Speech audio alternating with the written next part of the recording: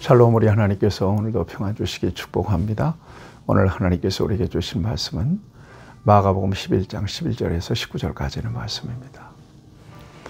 호산나 호산나 호산나 쟁쟁하지 않습니까? 예수님께서 나귀 타고 예루살렘 성에 오르시는데 사람들은 이제 진정 왕으로 예수님께서 예루살렘에 오르셔서 우리를 해방시키실 것이다.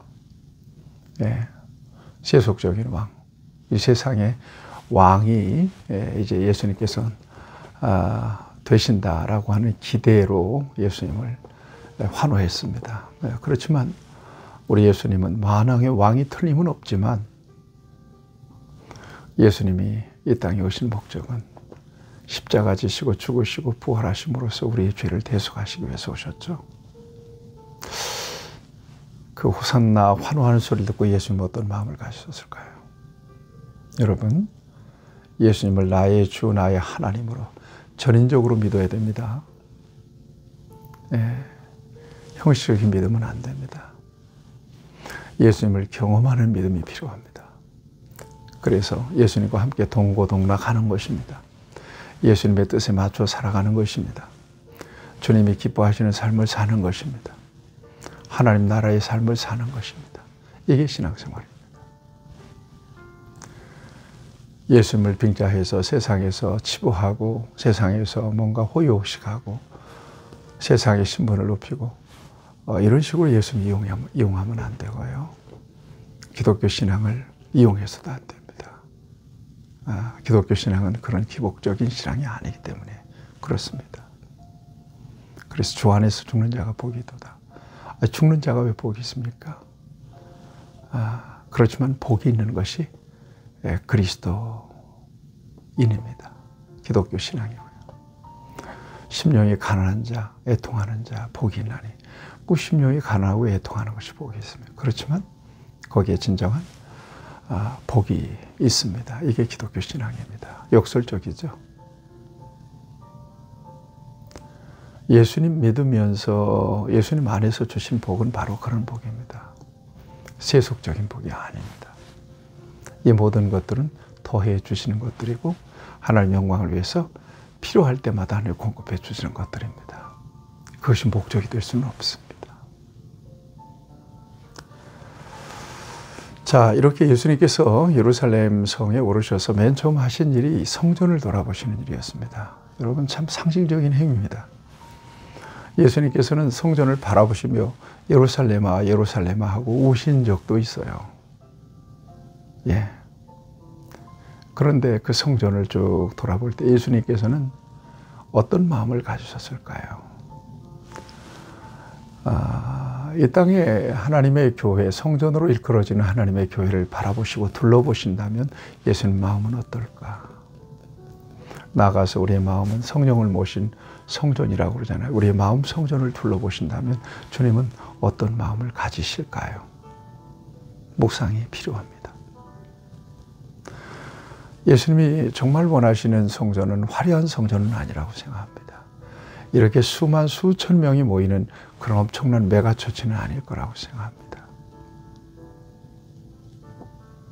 이런 제도화된 교회, 이런 성전은 아닐 거라고 생각합니다. 한 영혼을 소중히 여기고 정말 전도와 선교를 위해서 최선을 다하는, 그리고 믿는 대로 살아가는 진정한 그리스도인이 모인 교회, 세상을 변화시키는 교회, 그런 교회를 주님은 원하셨겠죠. 겉으로 화려한 것보다도 내용이 있는 작지만 강한 교회, 십자가의 능력을 누리는 교회, 성령이 역사하는 교회, 그런 교회가 바로 주님이 원하시는 교회요 성전이지 않겠어요? 우리의 심령도 불이 꺼져 있는 성전이 아니라 언제나 성령의 불이 켜져 있는 성전, 이런 성전을 보실 때 주님은 기뻐하시지 않겠습니까? 자, 그리고 예수님께서 베다니로 가세요. 베다니에서 하루 머물고 그 다음날 또 나오셔서 예루살렘 성에 오르시죠. 그러면서 이제 일어난 한 사건을 보여주고 있습니다. 바로 무화과 나무를 저주하신 사건입니다. 열매 없는 무화과 나무를 저주하신 사건입니다. 예수님께서 시장하셨는지 무화과 열매를 구하기 위해서 이파리가 무성한 무화과나무를 가봤더니 열매가 없는 거예요. 예. 근데 오늘 성경은 무화과의 때가 아님이라 분명히 말씀하고 있거든요. 여기 보니까 이는 무화과의 때가 아님이라. 열매 때가 아니에요. 무화과는 3월에 싹이 나서 4월에 잎이 무성하게 나고 5월에 열매를 맺는 나무인데 그때가 아닌 거예요. 열매 맺는 때가 아니에요. 그럼에도 불구하고 예수님은 열매를 구했단 말이에요. 여러분, 무화과가 상징하는 것은 어떤 거예요? 이스라엘이 상징합니다. 무화과. 하나님의 백성들에게 예수님은 뭘 구한다고요? 열매를 구하러 간 거예요. 하나님의 백성들은 언제나 뭘 준비해야 된다고? 열매를 준비하고 있어야 되는 거예요. 때를 얻든지 못 얻든지. 주님이 원하시는 것은 열매. 주님의 자녀들이 준비되어 있어야 되는 것도 열매예요. 상징적인 중요한 의미가 있습니다. 주님이 우리에게 열매를 찾으시면 어떤 열매를 내놓을 수 있을까요? 네, 여러분, 열매 있는 그리스도인으로 사십시다. 행함 있는 그리스도인. 사랑이라 화평, 오래 참음, 자비양선, 충성, 온유, 절제의 열매가 있고 순종과 겸손한 열매가 있는 열매. 그 열매가 주님이 원하실 때 언제나 내놓을 수 있는 그런 열매가 될 수 있기를 바랍니다. 이게 진정한 살아있는 믿음이죠.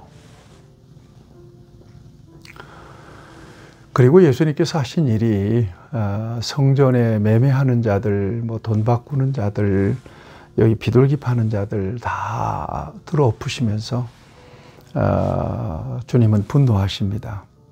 성전을 정화하신 일입니다. 여러분, 성전은 뭐 하라고 세워놓은 거예요? 예배하는 곳이에요. 기도하는 곳입니다. 근데 여기 장사어치들이 그냥 난장판을 만들어 놓은 거거든요. 그리고 이런 장사어치들과 당시 종교 지도자들과의 이권 커넥션이 이렇게 연결되어 있어서 이건 완전히 타락한 신앙이 되어버리고 만 것입니다. 이걸 주님은 분위게 하셨고요. 그래서 뭡니까? 허락하지 않으셨다. 여러분, 마태복음에 보면 막 둘러엎으세요. 가죽으로 노끈으로 채찍을 만들어서 그냥 막 후려치기도 하고. 그러니까 그 사람들을 통해서 이권을 얻고 있던 제사장들과 서기관들, 바리새인들 이런 사람들은 얼마나 화가 났겠어요. 네, 한마디로 적 죽일 놈 봐라 그랬을 거 아니겠어요. 네, 어쨌거나 이 같은 성전 정화의 역사를 통해서 예수님께서 성전은 어떤 곳인지에 대한 분명한 규정을 주십니다. 17절 말씀입니다. 이에 가르쳐 이르시되 기록된 바 내 집은 만민이 기도하는 집이라 칭함을 받으리라 하지 아니하였느냐. 너희는 강도의 소굴을 만들었다. 강도의 소굴을 만들었다. 성전은 만민이 기도하는 집이다. 분명히 규정하셨습니다. 여러분, 이 땅에 하나님의 교회를 성전이라고도 합니다. 왜 성전이냐? 거룩한 집. 거룩한 백성들이 보이니까 당연히 거룩한 집이죠. 여기서 장사하지 않지 않습니까? 성도들이 모여서 예배하는 곳이니까 거룩한 곳이죠. 거룩한 집이죠. 성전이 맞죠. 여러분, 이 성전, 하나님의 교회는 우리 주님이 분명한 목적을 정하시고 친히 세우신 교회예요. 네, 바로 예배하는, 그 예배를 통해 하나님 나라를 누리는 거죠. 그 다음에 예수님의 지상명령인 선교, 전도의 사명을 감당하는 것입니다. 그리고 이 땅에 믿는 사람들을 통해서 하나님 나라 확장하는 거죠. 나가서 믿는 대로 살면서 세상을 변화시키는 겁니다. 이게 목적입니다. 그 외에는 성전에서, 교회에서 하면 안 됩니다. 돈놀이 하면 안 됩니다. 개 묻으면 안 됩니다. 무슨 이상한 짓 하면 안 됩니다. 정치 얘기하면 안 됩니다. 정치적인 행위를 막 하고 하면 안 됩니다. 교회 안에서는. 이거 분명히 해야 됩니다.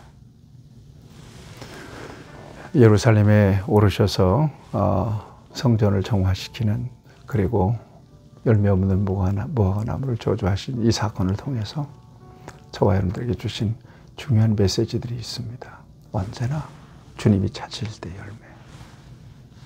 우리의 심령의 성전, 이 땅의 하나님의 교회가 교회의 본질을 지켜나가는 것은 정말 중요하다. 본질이 뭐예요? 내 집은 만민이 기도하는 집입니다. 이 본질을 지켜나가는 것입니다. 여러분, 집에서 하는 기도보다 성전에서 와서 하는 기도가 훨씬 더 농도가 깊어요. 집에서 예배하는 거 중요하죠. 그렇지만 성전에 정한 시간 나와서 예배하는 것 너무나 귀하고 하나님이 기뻐하십니다. 자, 이 일로 인하여 대제사장과 서기관들이 예수를 어떻게 죽일까 모의하죠. 예수님이 그들에게 밑보이기 시작했습니다. 그들은 예수님을 죽일 모의를 하기 시작했습니다. 여러분, 오늘 주님이 기대하시는 열매가 있습니까? 오늘 이 땅에 교회는 주님이 보실 때 성결하십니까? 이 말씀 안에서 저와 여러분들, 그 다음에 이 땅의 하나님의 교회를 다시 주님의 관점으로 바라보고 우리에게 주신 사명을 통해서 아름답게 만들어갈 수 있기를 바랍니다. 하나님 아버지, 이 땅의 교회에 하나님이 보시기에 아름다운 교회가 되기 원하고 교회의 본질을 잘 지켜나가길 원하며 주님께서 열매를 구하실 때 언제나 열매를 드릴 수 있도록 준비된 심령으로 살아갈 수 있도록 은혜 주옵소서. 예수님의 이름으로 기도하옵나이다. 아멘. 여러분 축복합니다.